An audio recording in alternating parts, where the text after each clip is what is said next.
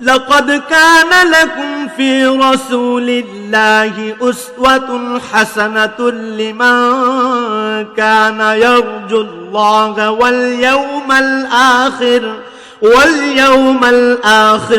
ज़करल्लाह कसीरा।